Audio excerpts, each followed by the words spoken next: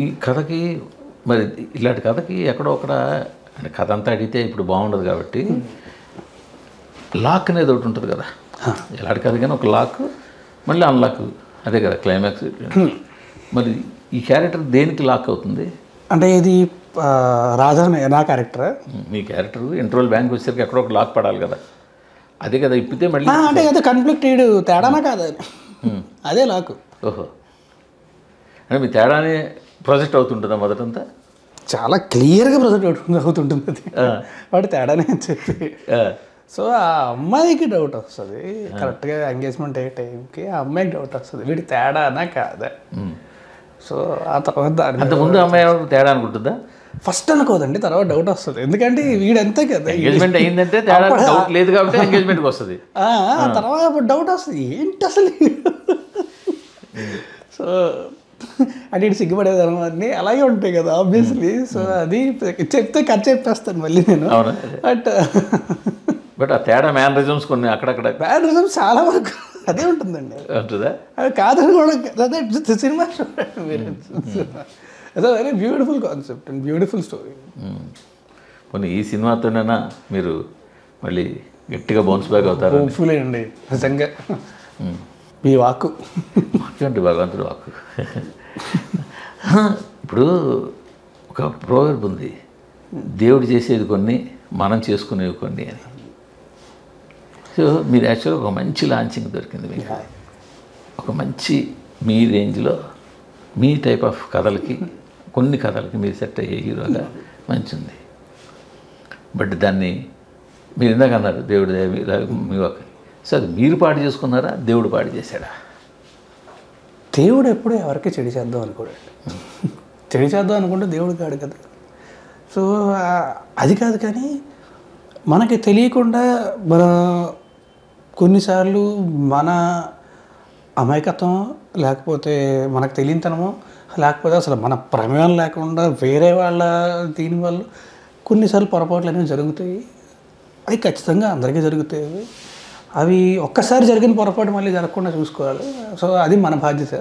అది మనం చూసుకోకపోతే we are responsible our actions and we are responsible for whatever happens next.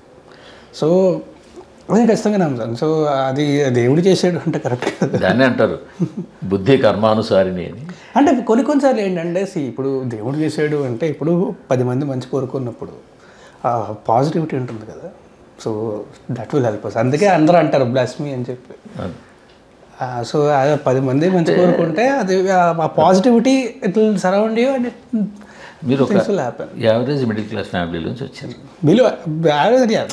ఒక మంచి ఆఫ్కోర్స్ మీ ఫాదర్ బ్యాంక్ ఎంప్లాయీ కాబట్టి దాన్ని బిలో మిడిల్ క్లాస్ ఎంప్లాయీ కాదు కదా. అంటే మా ఫాదర్ బ్యాంక్ ఎంప్లాయీ అయినప్పుడు ఆయన జీతం 15,000 అండి. ఎప్పుడు ఇది సరే అప్పుడు ఆవేళ బ్యాంక్ ఎంప్లాయీ, ఆవేళ బ్యాంక్ ఎంప్లాయీ, ఇవాళ బ్యాంక్ ఎంప్లాయీ, ఇవాళ పక్కన పెడితే మీరు ఒక మంచి ఫ్యామిలీ వచ్చారు, చదువుకున్నారు. అబో మిడిల్ క్లాస్ కాదు, మిడిల్ అన్నా సరే యాక్చువల్లీ బిలో మిడిల్ క్లాస్.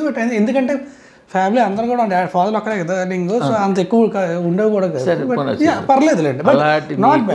అలాంటి మీకు అనుకోకుండా సినిమా ఛాన్స్ వచ్చింది, హీరో అయ్యారు, చేతిలోకి డబ్బులు కనిపించాయి, అంత డబ్బులు కనిపించాయి, చుట్టూ మనుషులు కనిపించారు.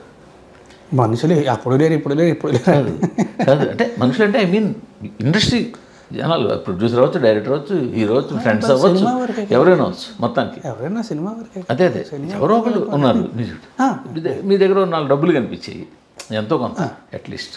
ఖచ్చితంగా అంటే మీ వచ్చిన ఫ్యామిలీ లెవెల్తో పోల్చుకుంటే, దాంతో పోల్చుకుంటే చాలా ఎక్కువ. సో ఇదే మిమ్మల్ని మిస్లీడ్ చేసిందా? దేనికి?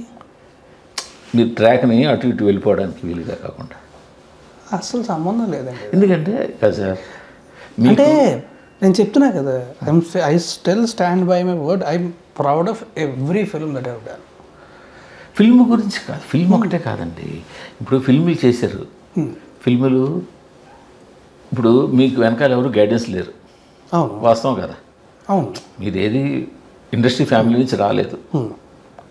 ఇండస్ట్రీ ఫ్యామిలీ నుంచి వస్తే ఎవరో ఒకరు అంకులా, ఫాదరా, మదరా ఎవరో ఒకరు ఉండి ఇది వద్దు, ఈ బ్యాండ్ వద్దు, ఈ సినిమా వద్దు, ఈ కథ వద్దు, ఇలాగా అలాగా అన్న కొంత గైడెన్స్ ఉంటుంది. అది మీకు లేదు.